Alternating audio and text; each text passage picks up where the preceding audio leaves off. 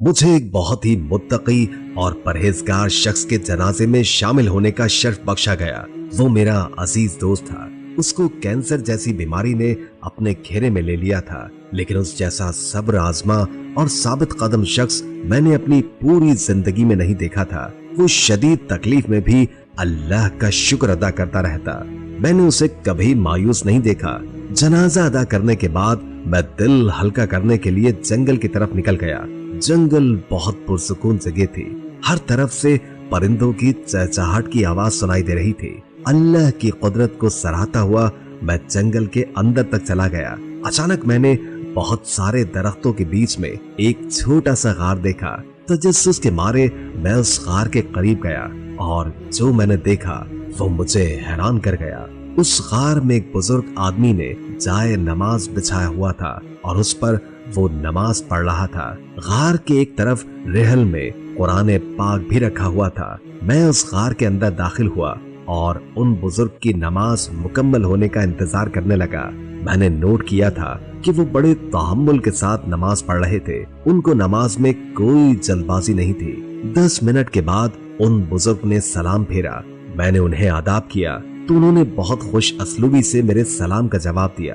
बाबा जी, आप इस बयाबान जंगल में क्या कर रहे हैं? आप यहाँ के लगते भी नहीं।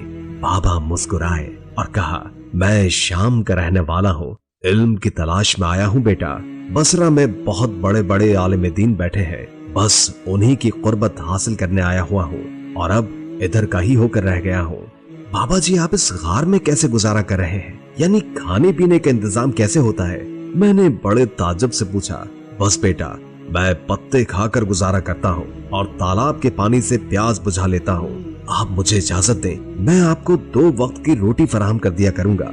नहीं बेटा, अल्लाह ने मेरे रिस्क का इंतजाम कर रखा है। मैं इसी में खुश हूँ। मेरे पास जितना कम होगा उतना थोड़ा ही मुझसे हिसाब लिया जाएगा। मैंने बगौर उनके चेहरे को देखा। वो जिस हालत में थे, कोई भी आम सा शख्स उस हालत में नहीं होना चाहेगा, लेकिन वो अपनी इस हालत पर हद से ज्यादा मुतमईन नजर आते थे।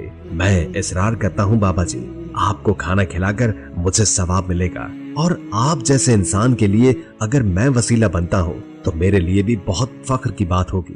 बाबा जी मान गए और कहा कि रोटी के साथ कोई सालन न लाना। मैं बाबा जी को सलाम करके चला गया। कोई 2 घंटे के बाद मैं उम्दा आटे की रोटियां लेकर जंगल की तरफ निकल आया। अभी मैं गार से कुछ दूर ही गया था कि मैंने देखा कि उस गार के बाहर एक शेर बैठा हुआ है। मेरे तो हवासी बाख्ता हो गए। मुझे बाबा जी की फिक्र लाहक थी। मैं बड़ी सी चोटी के ऊपर जाकर खड़ा हो गया ताकि मुझे गार के अंदर का मंजर वाज़े दिख सके। मैंने देखा कि बाबा जी कुरान पाक की तिलावत में मशगूल है।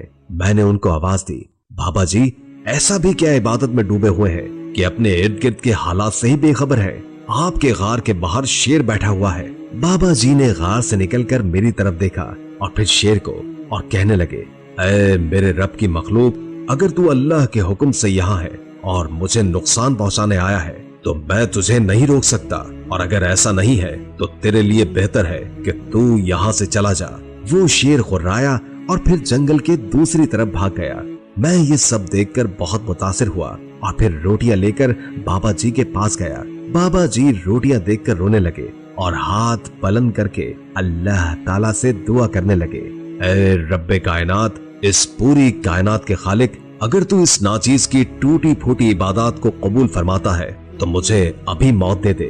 मुझे इस कैद दुनिया से रिहाई अता फरमा दे। मुझे तुझसे मिलने का बहुत इश्तियाक है। मेरे इस शौक को पूरा कर दे। फिर जैसे ही दुआ खत्म हुई, उन बाबा जी की रूह कब्ज कर ली गई। मैं कुछ देर वहीं सख्ते में बैठा रहा और फिर जल्दी से लोगों को बुलाने चला गया ताकि बाबा जी का जनाजा पढ़ाया जा सके।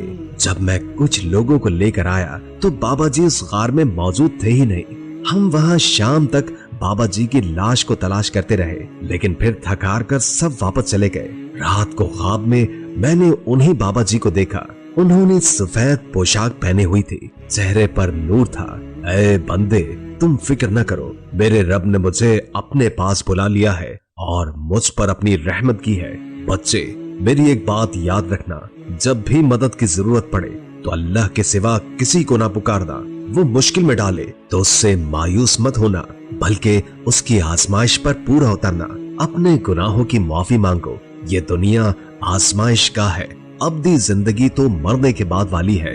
ये तुमने फैसला करना है कि तुम अपनी अबदी जिंदगी सजा में काटना चाहते हो या जजा में। लोगों का दिल कभी न तोड़ना, अल्लाह की मखलूक के साथ नरमी वाला मामला करना। दिलों में अल्लाह रहता है। अपना दिल हर किसी की तरफ से साफ कर लो। किसी के लिए दिल में नफरत और कीना न रखना। दरगुजर करना सीखो। अपने से कमजोर लोगों से मुस्कुरा कर बात किया करो। मुस्कुराना भी तो सदका होता है ना। रसूल अल्लाह सल्लल्लाहु अलैहि वसल्लम की अताअत करो और उनके अहकामात पर अमल करो। इसके बाद मेरी आंख खुल गई। मैं पसीने में शराबोर था।